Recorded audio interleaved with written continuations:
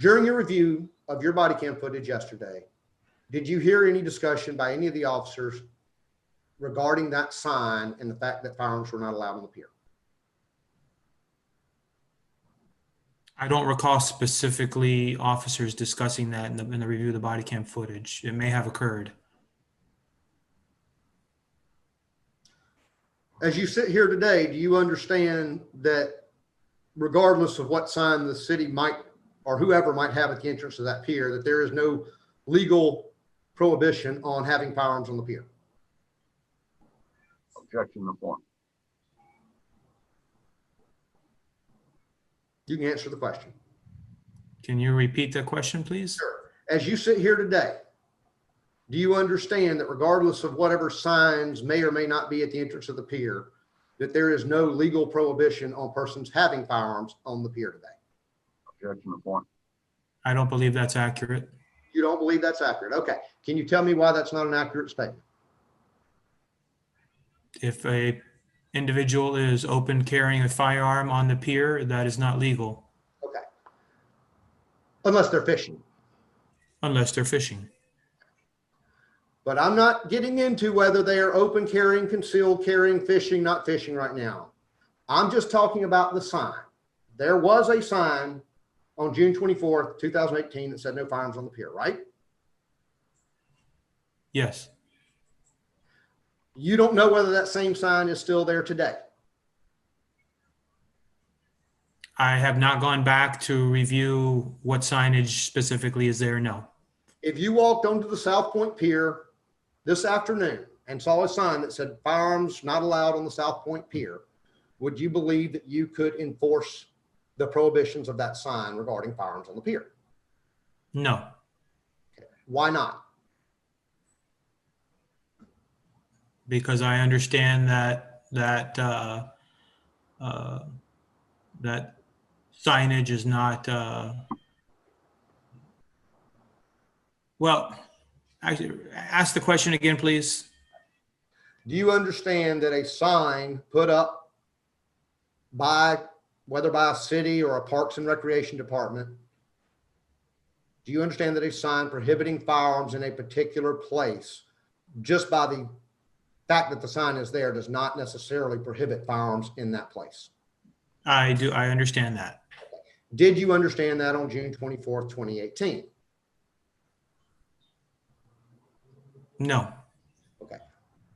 What, if anything, information you've been given, additional training, whatever, what has changed your understanding from June 24th, 2018 till today regarding whether or not a city can put up a sign that prohibits firearms in a certain place?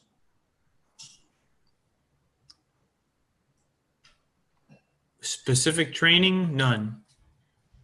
Okay, then why has your understanding changed between June 24th, 2018 and today? Just discussing or the understanding of this incident, that state law overrules city ordinances or city law. Or city rules and regulations, correct? Correct. But you don't think you got that from any official training from the Miami Beach Police Department after June 24th, 2018? I may have. I don't recall specifically.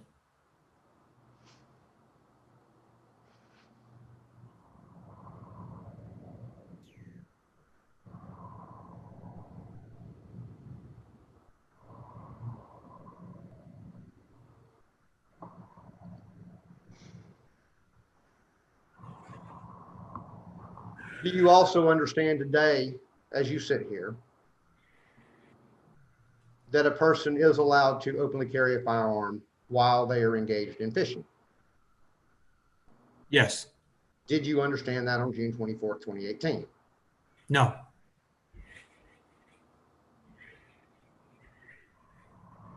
We're going to talk about policies and procedures for a moment. Were you given any instruction in your police academy classes regarding dealing with lawfully armed citizens?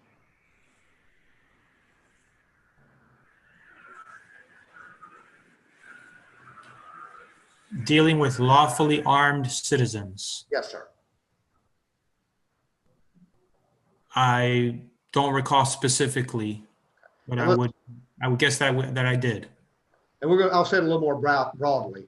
Lawfully armed individuals, whether they are citizens or not. Were you given any training on dealing with lawfully armed individuals? In the academy, Yes, sir. I don't recall any specific training, but I may have. Prior to June 24th, 2018, were you given any specific training by the Miami Beach Police Department regarding dealing with lawfully armed individuals? Yes.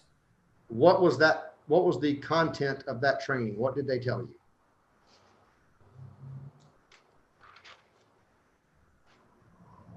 It was more during field training. Hmm?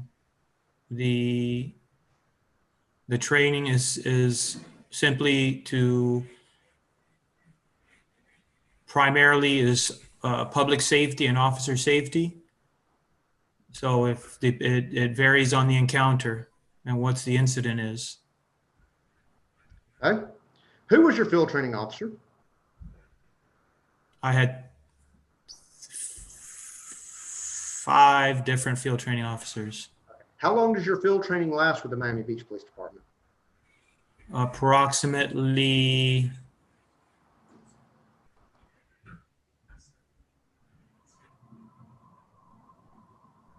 14 weeks. And you said you had 5 different field training officers during that 14 weeks. Can you recall their names? Yes. Who? Tracy Sierra,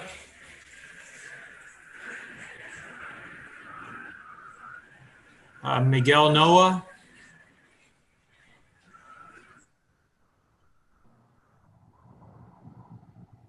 David Calderon,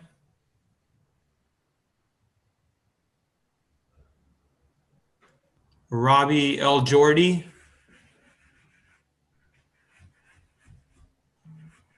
Okay. Looks like 5 to me.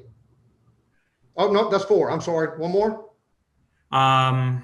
number 5, what is,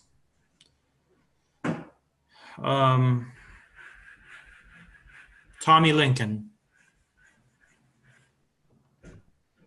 Okay.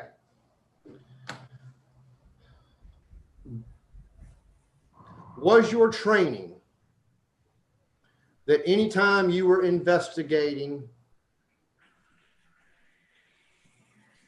let me back up. What was your training regarding if you encountered an armed individual and that's all you knew is this individual is armed? I'm sorry. Can you repeat that again? I couldn't hear it. Sure. What were you told in terms of training by your field training officers? If you encounter an individual who is armed, were you given any specific direction of what actions to take just based on the fact that an individual is armed? If the individual is armed, secure the firearm and render the scene safe.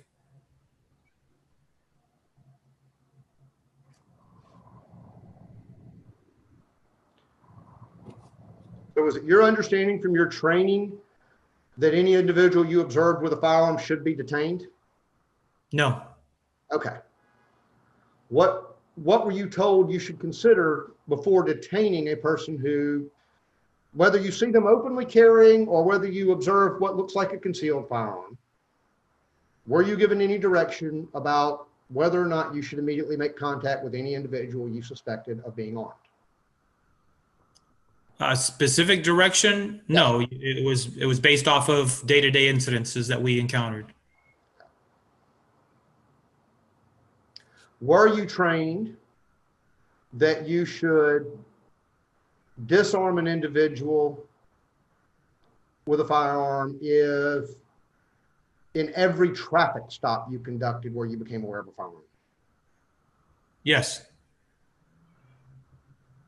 So regardless of what you pulled them over for, so regardless of what you pull a person over for, if you become aware of the firearm in that vehicle, you should obtain possession of that firearm. Objection to the form of the question. Was that your training? Yes. Was it also your training that it didn't matter what their demeanor, their actions, or anything else, even if it's just a civil traffic citation for speeding, if you become aware of a firearm, was it your training that you should secure that firearm? Objection to the form. Yes. Was it your training you should run the serial number on that firearm? Yes. Was it your training that you should conduct a background check on that individual to determine if they could lawfully possess that firearm? Yes. Were you trained that any person with a firearm could be detained for investigation of whether or not they lawfully possess the firearm? Objection to the form. Yes. Since June 24th, 2018, have you received any supplemental training that contradicts any of the training you had before June 24th, 2018 in regards to lawful possession of firearms by individuals? No. So as far as you're concerned, the training you got before June 24th, 2018 regarding how to handle people with firearms is still valid today. Nothing has changed. As far as I'm aware, yes. Were you also trained that once you had determined an individual was not prohibited from possessing that firearm, that you should return that firearm to them? I'm sorry, repeat the question, please. Were you trained that once you have determined a person is lawfully allowed to possess the firearm and you're not arresting them for some criminal activity at that time, that you should return the firearm to the individual? Yes. Okay. How were you trained that you should return that firearm to that individual? In a majority of cases, it depends obviously on the situation. A majority of the cases are from individuals that are in vehicles. We place the unloaded firearm in a secure position away from the individual. We usually in the trunk. And then we advise the individual, once we leave the scene, they're welcome to rearm themselves. Okay. Now, if you pull this individual over on, let's say, the busiest roadway in the jurisdiction of the Miami Beach Police Department, you would agree that it's dangerous for people to be out walking around their vehicles on the side of the busiest roadway in Miami Beach? Yes. So that individual, for example, in a traffic stop, would then have to make a decision whether to endanger themselves by walking around their car or whether to drive somewhere else to rearm themselves, right? Yes. And as a matter of policy, you would not follow them to wherever they went to rearm themselves, would you? No. So from the time you disarm them until they got where they felt safe to rearm themselves, they would be left without that means of self-defense, wouldn't they? Yes. Have you ever read Article 1, Section 8 of the Florida Constitution?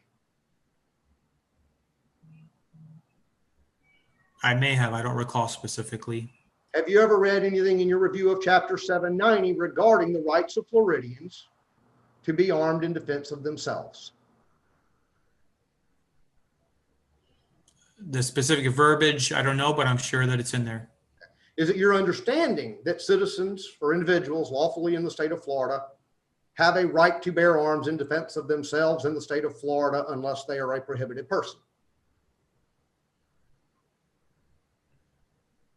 I'm sorry, repeat the question? Is it your understanding that individuals lawfully in the state of Florida have a right to possess a firearm for the defense of themselves and the state? Objection to the form. You can answer. Not everyone, no. Okay. If they are not otherwise prohibited by some law from possessing a firearm, is it your understanding that individuals in the state of Florida have a right to possess firearms for the defense of themselves and the state? The form. I'm sorry, I lost a little bit there. Madam, sure. Madam Court Reporter, can you read that last question back? Sure, no problem. Question. If they are not otherwise prohibited by some excuse me, that's the wrong question. Is it your understanding that individuals lawfully in the state of Florida have a right to possess a firearm for the defense of themselves and the state? And I would add, if they're not otherwise prohibited, officer, If they're not otherwise prohibited. they have that right. Yes, Okay. Would you agree that when you take that firearm from them and put it somewhere where it is not readily available to them for such self-defense, you are depriving them of a right that the state of Florida has said they have, aren't you? Object to the form of the question. You can answer.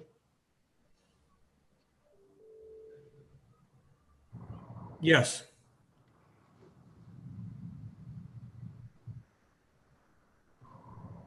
But you're doing that action, following that policy, because it's your understanding that policy and that procedure is for your safety, right? yes, Because if they're lawfully allowed to possess a firearm, there's not a public safety concern necessarily, is there? Objection to the form. if they are, but I don't know that on every stop. So it's not it's after the fact when you know certain items, sure, but up until that point, I'm not aware of all that information. So, I understand. But once you've learned through your investigation, so I'm not talking about the initial detention, okay? We're talking about after you've conducted your investigation, for whatever reason you've detained this individual. Once you've completed your investigation, you're not going to give them the firearm back unless you've determined that there's no law prohibiting them from having it, right? correct. I'm sorry. They objected to the form. You can answer the question. Yes, I do not hand somebody back a loaded firearm. That wasn't my question, so I'm going to repeat it again. Once you've determined that they're entitled to get this firearm back, you're not going to hand that firearm back to, when I say hand it back, let me rephrase that. You are not going to return a firearm to a person's possession, even in their trunk, unless you have determined that they are lawfully allowed to have that firearm, right? Yes. Form. You said yes. Yes. So we can presume that if you're returning a firearm to a person, whether in their trunk or otherwise, you have at this point determined this person is allowed to have the firearm. Objection Form. to the question. Yes. But despite having determined that fact as a matter of policy and procedure, you only return it in a way that it is not readily usable by that individual for self-defense. Objection and repetitious. I return it to the individual's possession. It's not my question, officer. My question was, Yes, it was.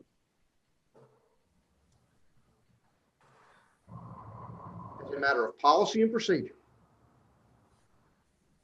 once you have determined that an individual who you've taken a firearm from is legally allowed to have that firearm, you return it to them in a manner that does not allow them to immediately use it for self-defense. Is that correct? Form and repetitious. That is correct.